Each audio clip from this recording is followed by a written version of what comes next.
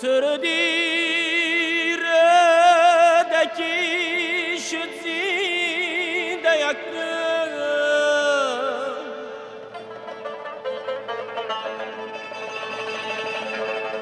Resider cifir davsi begerdim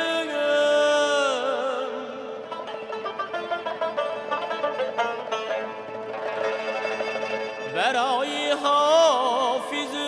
سعدی شیراز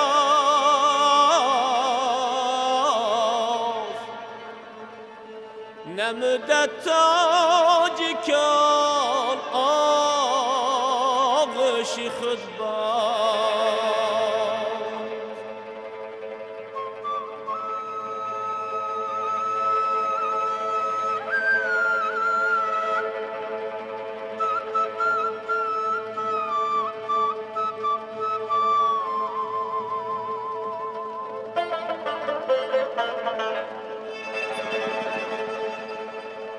صدایت هنوز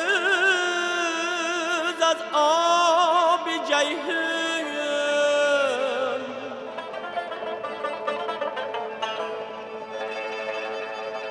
که شعری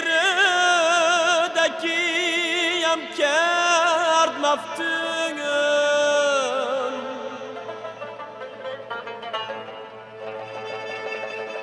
ابو سینا نمیدانیست جز غم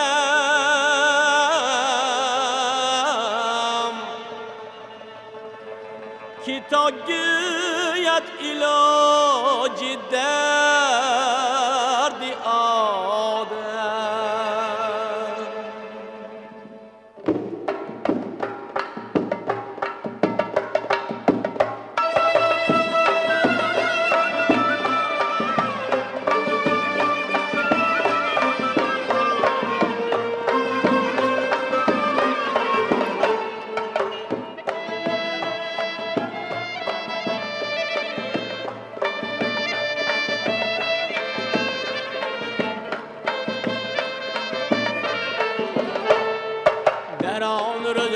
ردکی چون رد بین وقت تمامی خلق عالم گوش انداخت غزل های روانی جاویدانه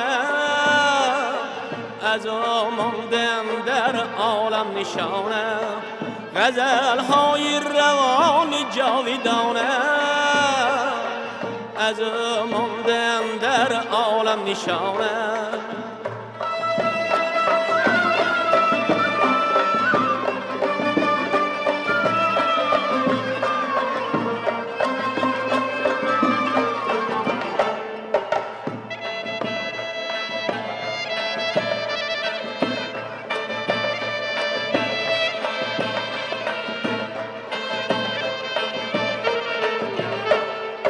جوانانی سعادتمند تاجیک بیناکارانی بیمانند تاجیک و مسکن مثل بلبل در بهاران غزل خوان آمدن از تاجیکستان و مسکن مثل بلبل در بهاران غزل خوان آمدند از تاجیکستان